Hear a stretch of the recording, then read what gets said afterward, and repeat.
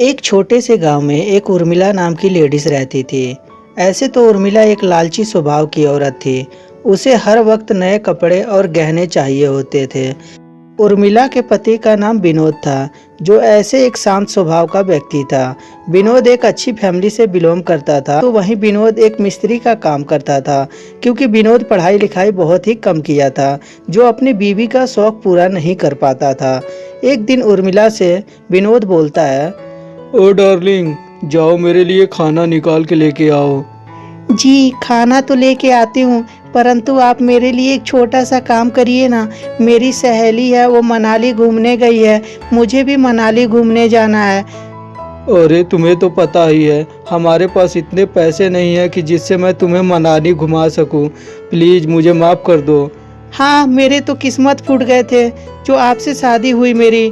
मैं भगवान, किस घड़ी में मैं तुमसे मिली जो मेरी शादी हो गई। मैं तो बर्बाद हो गई, लुट गई। अरे तुम क्यों बात को बवंडल बना रही हो? मुझे ऐसे भी बहुत जोरों से भूख लगी है, मेरे लिए खाना लेके आओ। मुझे नहीं लाना खाना वाना, आप जाइए। और ये कहकर उर्मिला वहां से चली जाती है। उसका पति बेचारा चुपचाप भूखे पेट सो जाता है। अगले दिन उर्मिला सोचने लगती है, हे भगवान, इससे तो कुछ होने वाला है नहीं। ये मेरे शौकों को भी पूरा नहीं कर सकता, ना ही तो मेरे लिए ये गहने बनवा सकता है और ना ही मेरे लिए अच्छे कपड़े खरीद सकता है। मुझे ही कुछ ना कुछ करना होगा। तभी उर्मिला का ध्यान उसके पिता की तरफ जाता है, जो कि विनोद का पिता एक सरकारी नौकरी करा। क्यों ना मैं अपने ससुर को पटा लूं। अगर जो ससुर को पटा लूंगी तो उनके पास बहुत सारे पैसे हैं, जिससे मेरा शौक भी पूरा हो जाएगा। और ये सोचकर उर्मिला अपने ससुर को जूस देने के बहाने उनके हाथों को टच करती है। धीरे धीरे उसका ससुर भी समझ जाता है कि मेरी बहू क्या चाहती है। और एक दिन उर्मिला का ससुर उर्मिला से बोलता है, बहू, पता है कि तुम मुझसे क्या चाहती हो। तुम मुझसे प्यार करती हो ना, इसीलिए मेरा हाथ पकड़ती हो। हाँ जी, मैं आपसे बहुत प्यार करती हूँ और आपसे प्यार करती रहूँगी, परंतु आप जो चाहते हैं वो भी मैं आपको दूंगी।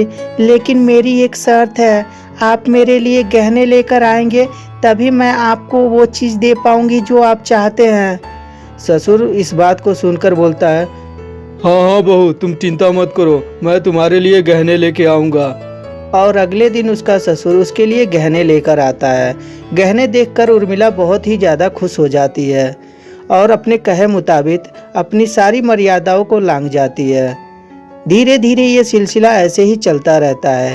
एक दिन विनोद जब घर पे आता है तो अपने पिता के साथ अपनी बीबी को देखता है। वो देखकर ये नज़ारा बहुत ही शर्मिंदा होता है और वो घर से चला जाता है। मैं अपनी बीबी पे कितना भरोसा करता था और मेरी बीबी मेरे पिता को ही पटा ली। ये भगवान, आजकल कलयुग में ये क्या क्या हो रहा है। मुझे कुछ ना कुछ करना होगा। एक काम करता हूँ, मैं अपनी बीबी को लेकर कहीं दूसरी जगह चल जाता हूँ। और ये सोचकर विनोद जब शाम को अपने घर जाता है तो अपनी बीवी से बोलता है, उर्मिला, मैं चाहता हूँ कि अब हम लोग यहाँ नहीं रहेंगे। मैंने एक रूम देखा है जहाँ मैं काम करता हूँ, वहाँ से बहुत ही नज़दीक है। आज के बाद हम वहीं रहेंगे। अचानक ऐसे कैसे प्लान बना लिए आप वहाँ रहने के लिए? मुझे वहाँ नहीं जाना है। जब यहाँ अपना घर है, सब कुछ है, तो हम वहाँ क्यों जाएं? देखो उर्मिला, बात का बवंडल मत बनाओ। तुम यहाँ नहीं रह सकती हो तो नहीं रह सकती हो। परंतु उर्मिला इस बात को नहीं मानती है। तभी विनोद बोलता है, देखो, मुझे पता है कि तुम यहाँ क्यों रहने के लिए जिद कर रही हो। जो तुम्हारा और पापा के बीच में चल रहा है ना, वो सब कुछ मैं देखा हूँ।